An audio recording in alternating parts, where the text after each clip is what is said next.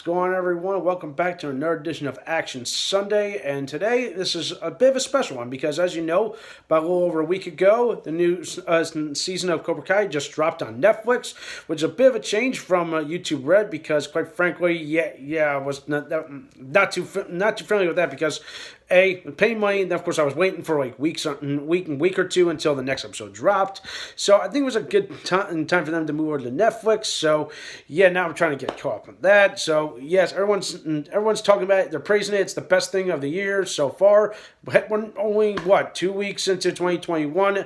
We already have some good stuff to watch. So, but besides that, let's talk about the Karate Kid series itself. So that's what I'm going to do today. First time in a long time, I'm doing a triple feature. Yes, so I'm going to talk about the first three Karate Kid movies. I'm not going to talk about the reboot or the next Karate Kid. I just want to talk about the original stuff, okay? The stuff that laid the groundwork for the Cobra Kai series, okay? So if no one's ever seen it, where the hell have you been? If you're gonna watch Cobra Kai, I say stop, pump the brakes, go watch the first Karate Kid, and you'll understand, okay? And of course, I'm gonna say this right now: the Cobra Kai is great. Karate Kid also fantastic. To me, the Karate Kid is like a perfect pop culture source, Americana, and a perfect source of martial arts in general. Like between I would say the Karate Kid and Power Rangers all inspired me to take up martial arts, and of course I did. I took it up at 10 years old. I stayed until I was like 17 or 18 years old for first degree black belt at like 14. So yes, it's been that long, and I still have it. I'm still that. But what makes it so unique? What makes it so special? Well, in case you fans did not know, was that originally this whole story was supposed to be kind of like Rocky, and essentially the Karate Kid is essentially like Rocky because he's an underdog or this nobody kid that's bullied. Well, more on that momentarily. That essentially takes up the sport and becomes a karate champion. That's the thing. And we always root for the underdog. Okay, and yes, I know people over the years have now come out and said the theory is that Daniel's not the bully. Daniel is the real bully, not Johnny. I don't give two rat's asses who the real bully is, okay? Look at the situation here, okay? He was in the right place at the right time. He stood up for the girl, but then again, he shouldn't have done what he did. But of course, Johnny was using self-defense, okay? He fought back in self-defense. There you go, okay? Put that to bed, and if you got a problem with that, fuck off. Anyway, back to the plot. So there's every installation has added like a unique wrinkle to his character, to the story. Like the character of Mr. Miyagi, he's the wise man in this situation. Okay, like he can train someone. With the patience he's got the patience in the entire world to teach Daniel what he can. And of course, it's that hot-headed Jerseyness in him. And of course, yes, speaking as a guy from Jersey, and of course, I have met Ralph Macchio twice. I get it. All right. And people have that same misconception, but okay, I'm not hot-headed, I'm not hot-tempered. If you got a problem with that, shut up or shove it. All right. Not much else I can say. So let's see.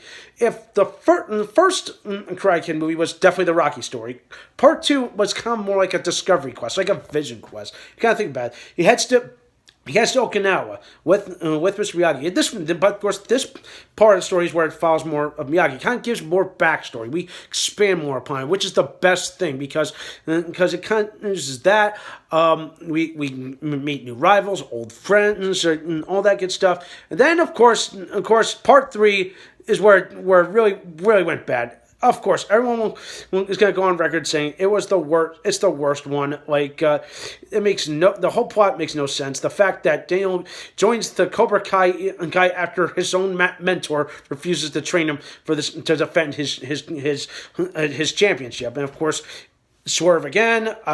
It's so much. But I will admit the character of Terry Silver is a great villain. I mean, Thomas Ian Griffith. What a what a great villain! Like he's like so two-faced that he slips in the role perfectly, and he like delivers on his role. Okay, a great villain. Okay, for the third movie, that's the silver lining in that third movie. So yeah, but despite all these flaws, and like you can, the whole thing boils down to is you're trying to root for the good guy. You're trying to root for the underdog. It's just. Yeah, people say, okay, show no mercy. No, to me, show patience and respect, okay? I don't care which side or warring camp you want to go with as we transition from all that into the Cobra Kai stuff. And of course, I will admit, yes, the Cobra Kai stuff is more of like a fan service, paying homage to the stuff that were introduced in these movies, where let's see, for good, better, for worse, but you can definitely see how much power that this Rocky story has inspired us, okay, including me. All right, so yeah, how much else I can say? Ralph Macchio, great guy. Billy Zabka, great guy. Even though, let's see, his character, let's see, well. You feel bad. He's the bully, but of course he kind of gets tossed to the wayside in the sequels. And of course, I'm glad Cobra Kai was able to kind of finish off that story. So, or see where that goes. All right, but yeah, I'm talking more about Cobra Kai, but the main basis is the Karate Kid movies. They're fun. They're fantastic. There's some flaws in some of them. The acting I would say, is top between the teenage angst and all of that. You got the Pat Morita, great wisdom character. He's like Yoda in this situation. He does a good job. Rest in peace, Pat Morita, because he was so phenomenal in this character. Yeah, not much else I can say. But now to give a final scores for each one. Okay. So, I'm going to give the first Karate Kid movie, I'm going to give it an 8 out of 10. That's as best as I can because of everything that the Rocky formula was there. They changed the update and add some things to make it more unique and different. Part 2, I'm gonna give it maybe a 7.5 out of 10. I don't know. I don't know. I like Part 2, but even though there's not a lot of action, but of course, like I said, that was more like the Vision Quest. And as Part 3, I give that a 3 out of 10 because it's just not a good entry. It was an anticlimactic finish to a great trilogy, which of course I thought it would have ended after 2 parts, but no one told me that there was a third part. And of course, the fact that not a lot of people talk about Part 3 is good. Like they acknowledge that Part 3 is definitely the weakest. The first 2 movies are the ones that set the standard. They set the formula, and it bounces off everything. Like the perfect formula for the Rocky movies.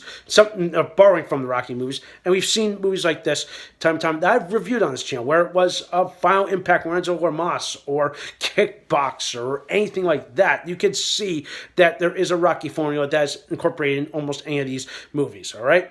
So yeah, take your pick, all right? If you want to watch something like this, but to me, Karate Kid is a good staple of anyone's genre, or anyone's, the 80s, okay? To me, that is the perfect one, all right? So that does for today. Let me know what you think. If you're going to watch these movies, go find them on demand. You can watch them. They're fantastic. And if you're going to watch Cobra Kai, go over and watch it on Netflix, okay? That does for today. Thumbs up this video, subscribe to my channel, stay tuned for some more awesome and exciting videos.